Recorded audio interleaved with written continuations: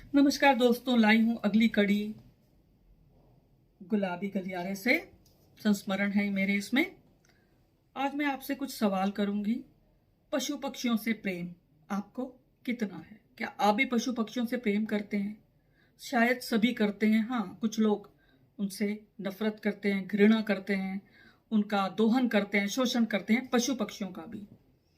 तो चलो ये मैं आपको अपने बचपन में ले चलती हूँ।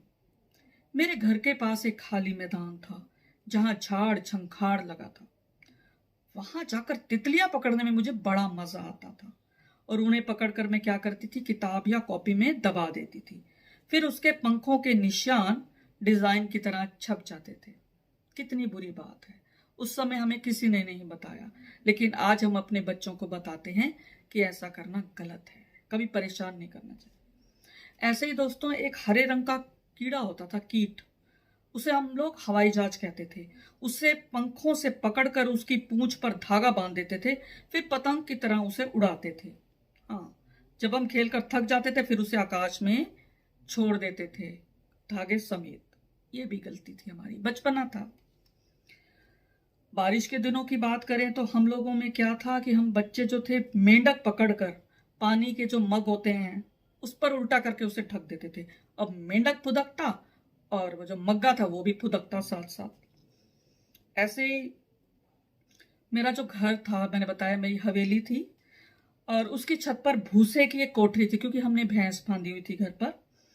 तो उस भूसे की कोठरी में जो बिल्ली थी वो हर साल बच्चे देती थी। तो हम बच्चे थे, हमें बहुत मजा आता था बच्चों के साथ खेलने में। मुझे लगता है बचपन में हम लोग निडर होते हैं। हम कुत्ते के बच्चे के साथ भी खेल लेते थे, बिल्ली के बच्चे के साथ भी खेल लेते थे, हमने खरगोश भी पाले हुए थे। और हमने तो एक बार तोता भी पाला था। 2 खरगोश हम लाए थे पालने के लिए। उसका कारण था कि जो घर का मेन गेट होता था, मुख्य द्वार, वो खुला होता था और गली के जो कुत्ते थे वो भी अंदर चले आते थे, फिर रोटी खाकर ही टलते थे।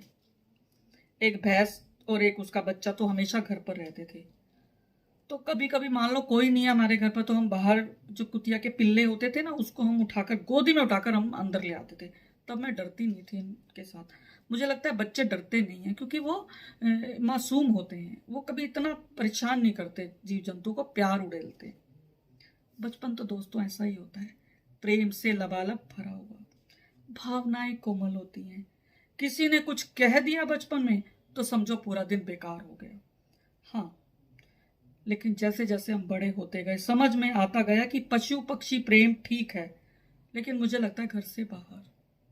उसका कारण है क्यों उनको बंदी रखना।